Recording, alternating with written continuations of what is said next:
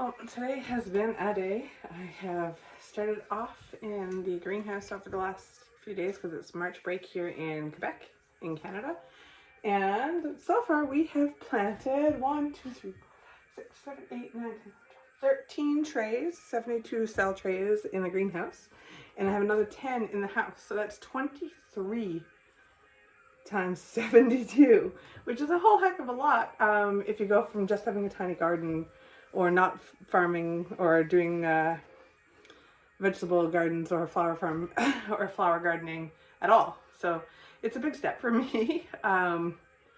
Last year I had a decent sized garden. I think there was like 12 beds that are 8 by 4, but I'm going to 20-foot rows and about 1,600 square feet. And this is really a practice year for me. And so right now in the greenhouse, we've planted figwort, foxglove, both the Excelsior and the Apricot Beauty. Both kinds of feverfew, the double and single, so snowball and I forget what the single might be called. Chinese forget-me-nots, straw flowers, delphinium, some pampas grass, and then a whole lot of rudbeckia. And so this is just the start. In 3 weeks, I get the plug order that I did from Jolly Farmer, which will bring in some ranunculus and lisianthus. I have some lisianthus in the house. So right now it's feeling a little bit centering. I wanted to almost say overwhelming for a second, but in reality, this space feels overwhelming because we're doing a few things because the greenhouse is heated. And my outdoor stuff, because I don't have a flower shed yet, is in here and it's going to go. But we have been caulking all of the floor to start to protect it from the air going out and hold more air in that's heated. My husband will finish that tonight before all these lovely babies germinate. And the heat in here is currently set to a whopping 10 degrees Celsius or about 50 Fahrenheit. And currently inside it is 29.4. Earlier today it was 55 degrees. So we need to get this window in. We need to get the fans installed and the ventilation hatch in the ceiling because these racks are going to become my flower shelves. So this will become the workbench. All of this space will be where I can do all my potting. And here's where all the plants are going to sit. So there's some lights that need to go in some of the lower racks.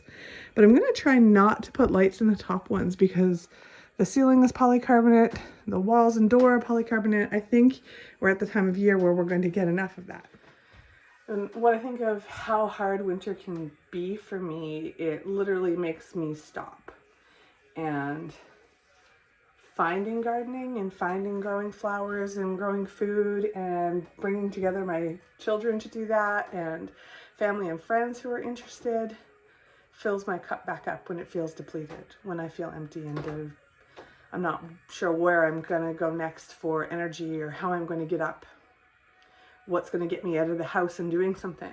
And this is as close to being outside as I can be without actually being outside. But it's rejuvenation. It's having reciprocity within my own community and sharing together in ways that nurture our souls and bring us back. And so I've kind of gone all over the map, and I even forgot to mention that we've started growing bachelor buttons because I'm feeling that bubbling of excitement. I'm feeling that joy. And that's something that's really, I think I need to hold on to because I want my kids to find things that bring them joy and passion, that motivate them to get up and that bring them to life. And maybe we share those things, maybe they're different things. But growing really allows me to see that and see that every seed and every plant that you're growing needs different conditions, different amount of water, different type of soil potentially, different amount of sun, different amount of care. Maybe I need more or less nutrients. People are that way too. My husband thrives in the winter. He wants the snow. He wants to be outside. He loves summer too, but the winter is his season. For me, I'm the opposite. I need spring. Then I really want fall and all the joy that comes through summer. And then winter, I trudge through and hope for the next day. And I start counting down, okay, it's 90 days, it's 80 days, it's 70 days. And now I'm like, it's 10 days till spring. So I'm excited for that. But I ordered a whole bunch of 128 cell trays and a few others that I'm going to get in the next week because I'm going to be starting quite a few more seeds. I'm probably going to start a few hundred a day every day for the next 3 or 4 weeks to get through everything that I really want to start. Probably a little bit more than that on a few weekends where I'm just going to plow through some things, and then there's a lot of things that'll be direct sown.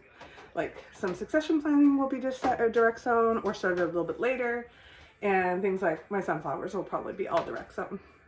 I might start a few just to have a couple because they cheer me up. Sunflowers are one of my favorite flowers. The yellow is the sunshine. It is me. It's what I need.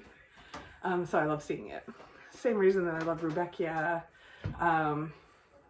or any bright colored flower. Like I really love orange marigolds, things like that. So I'm excited for what this comes and what is next and what steps we're gonna go, because this is my first year flower farming. It's the first year on the farm. Going and buying a property that's almost 50 acres and turning that into something is an experience I want to document. Regardless if it's imperfections, my hair and makeup's not done, I'm not dressed right, I've got dirt on my face, the days are hard, the rain, the mud, all of it. I want to be able to look back at it later and go, this is what we did. This is where we came from. Because our land is untouched. It's literally been a hay field for the last 50 plus years. It's been owned by the same family and rented out to be cut with a bush hog, you know, once a season, maybe twice a season. And it's kind of just sat. And we're going to try to bring something to it and pull out and build its own history and build it new. And we'll see where that goes and takes us. So we're grateful that you're along on the journey with us, and hopefully you'll enjoy the ride.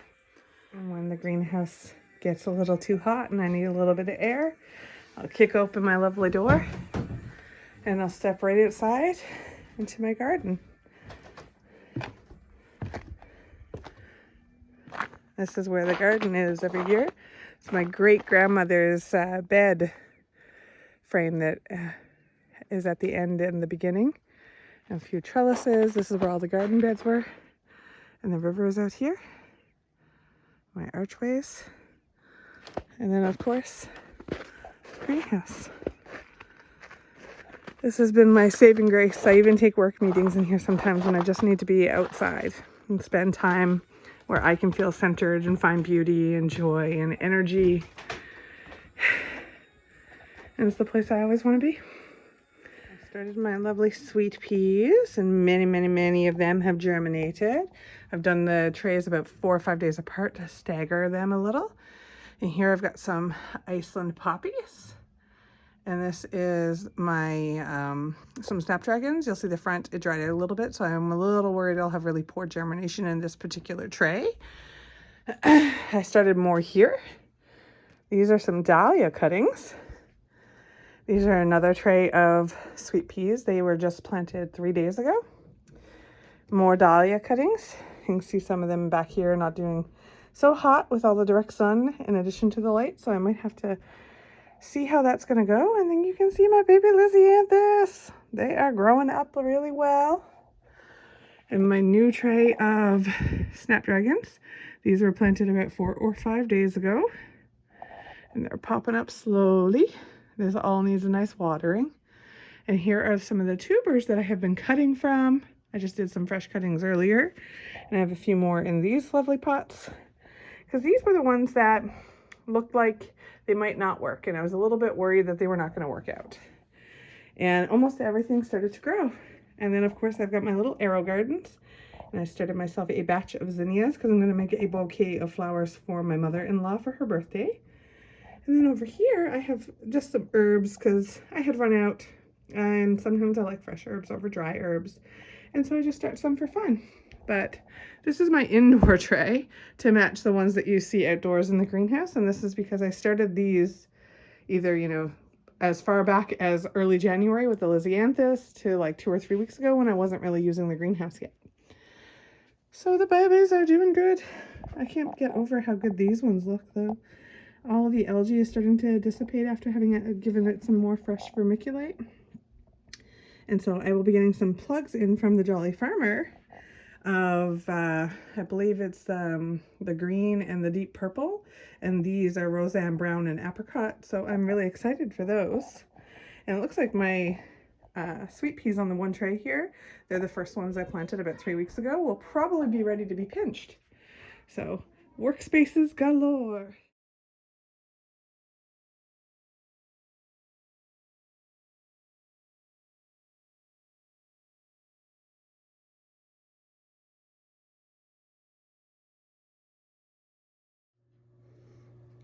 So what are you doing, Miss Wu? I'm gardening with my mama. Yeah, did you help me fill up how many trays? And 4. What kind of plants did we plant? We planted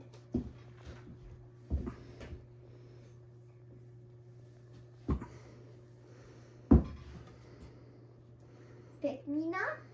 Forget-me-nots? Yeah. Yeah. Feverfew? Feverfew snow. Yeah.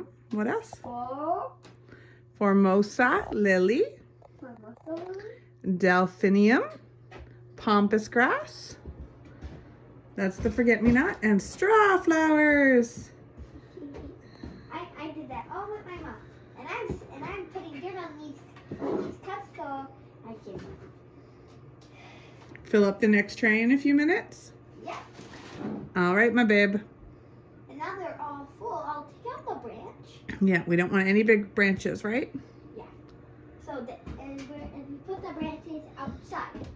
Yeah, but not right now. We can just put them on in the bag. No, right here. Okay, sounds good.